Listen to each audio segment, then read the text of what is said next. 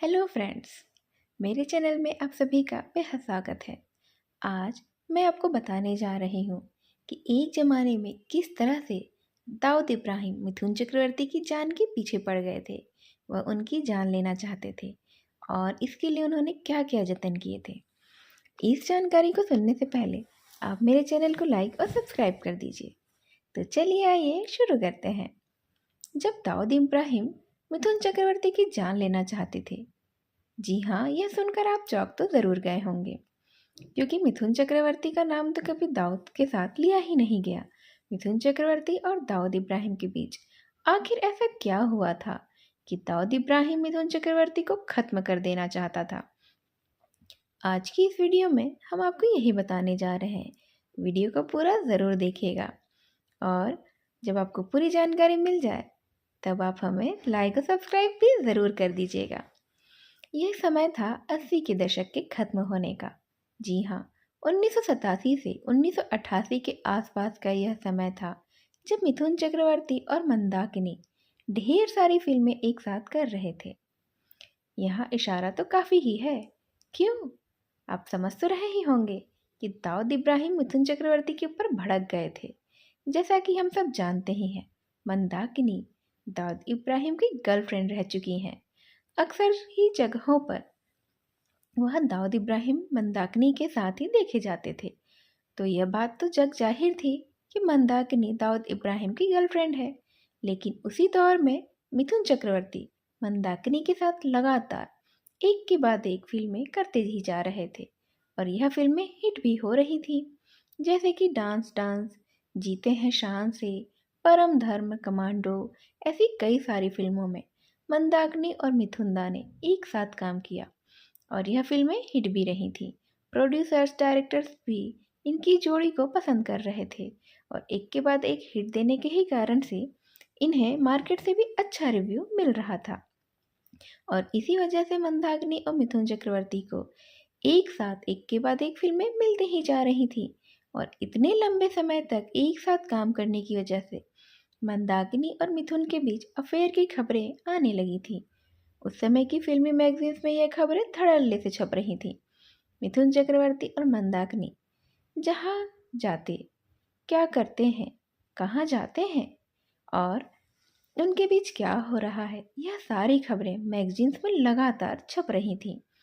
हर जगह खबरें तेजी से फैल रही थी और ऐसे में दाऊद इब्राहिम के कानों तक भी यह खबर उड़ती उड़ती सी पहुंची गई। दाऊद इब्राहिम इस मैटर को क्लोज करना चाहते थे। वह मिथुन चक्रवर्ती को समझाना चाहते थे कि वह मंदाकिनी से दूर रहें और यह खबर लेकर दाऊद इब्राहिम के 2-4 लोग मिथुन चक्रवर्ती के पास पहुंचते हैं और उनसे कहते हैं कि मंदाकिनी से तुम दूर ही रहो, वरना तुम्हारा अंजाम बेहद ही बुरा होगा। उन लोगों ने यहाँ तक कहा कि आप मंदाकिनी से दूर हो ही जाइए, साथ ही साथ फिल्में करना भी उनके साथ बंद कर दीजिए, क्योंकि इसका अंजाम काफ़ी बुरा हो सकता है और आपकी जान भी जा सकती है। मिथुन चक्रवर्ती ने इस बात को काफ़ी हल्के में लिया, क्योंकि हम सब जानते हैं कि जब मिथुन चक्रवर्ती स्टूडेंट लाइफ में थे तो उस वक्त वह खुद एक नक्सलाइट थे।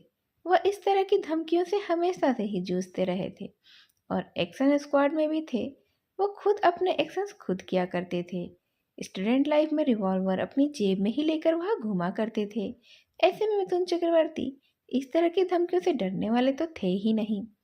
मिथुन चक्रवर्ती ने दाऊद इब्राहिम की इस धमकी को पूरी तरह से नज़रअंदाज किया और मंदाकिनी के साथ मेल जोल बढ़ाते ही रहे और फिल्में भी उन्होंने साइन करती ही रहे थे।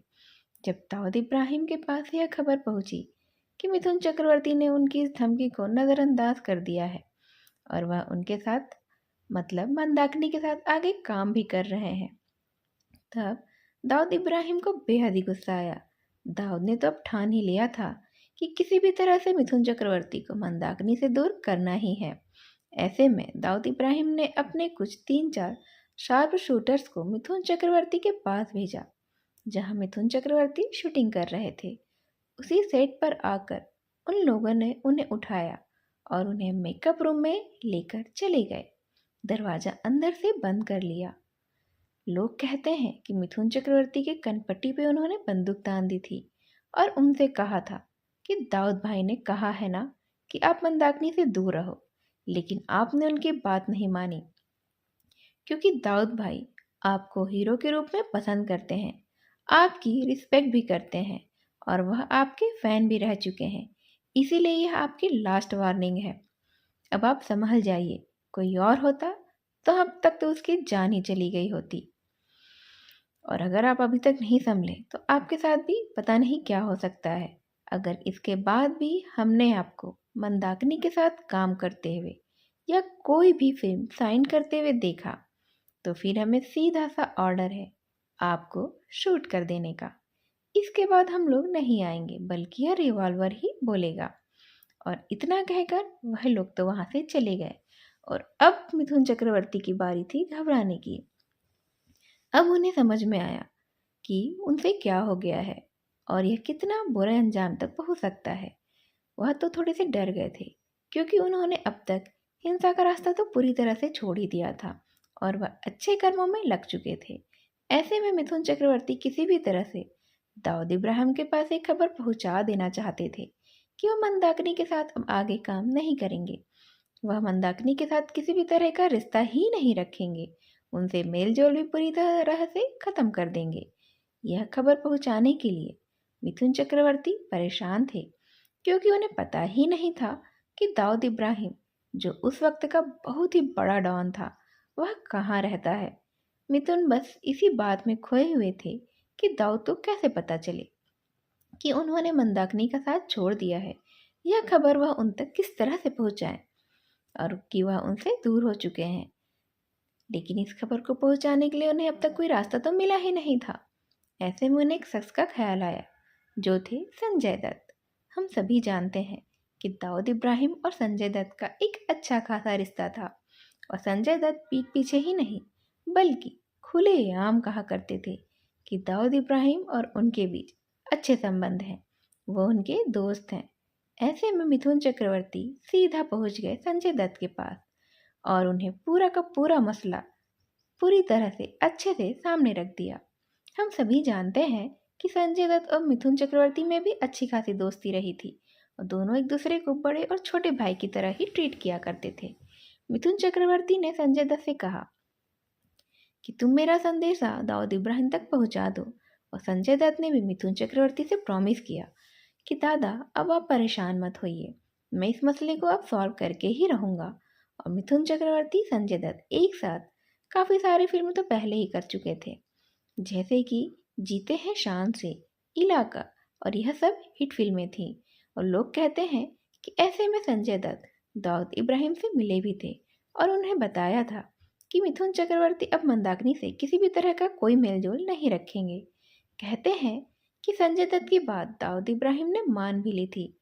इसके 2-3 दिन बाद संजय दत्त मिथुन चक्रवर्ती से मिले थे और उन्हें सारी बातें अच्छे से बता दी थी।